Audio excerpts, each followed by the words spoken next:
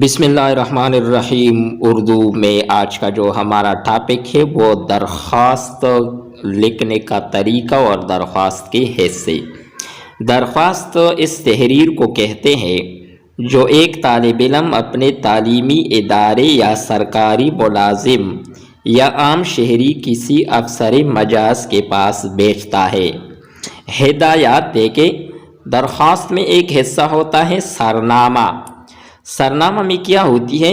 جس افسر کی خدمت میں درخواست بھیجنی ہو سب سے پہلے اس کا عہدہ اور پتہ پیشانی پر لکھنا چاہیے۔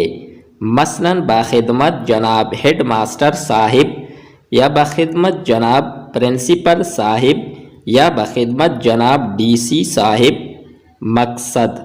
مقصد کیا ہوتا ہے؟ دوسری لائن میں درخواست گزار کو اپنا مقصد یا مدعا لکھنا چاہیے تاکہ افسر مجاز کو آسانی سے اس کے مقصد کا علم ہو سکے۔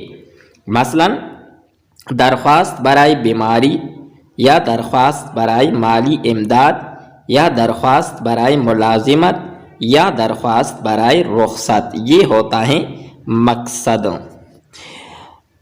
اگلا حصہ ہوتا ہے القابات کا۔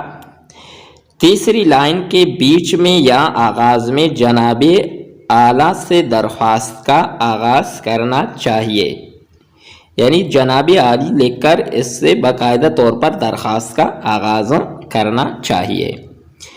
متن یا نفسی مضمون۔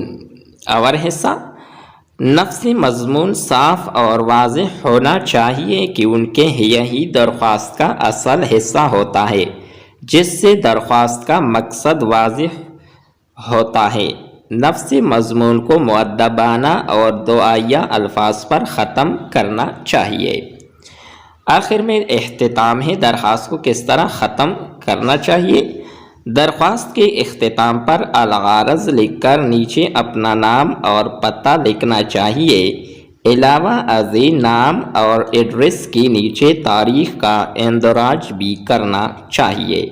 یہ تھی ہماری آج کی ویڈیو درخواست کے حوالے سے۔ نیکسٹ ویڈیو کے ساتھ دوبارہ ملتے ہیں۔ خدا حافظ۔